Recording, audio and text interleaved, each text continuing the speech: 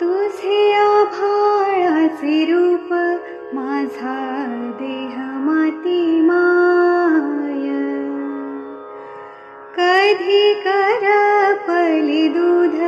कधी दाटलेली साय, उभे भांडण जन्माशी तरी गाथा सांभाळीन,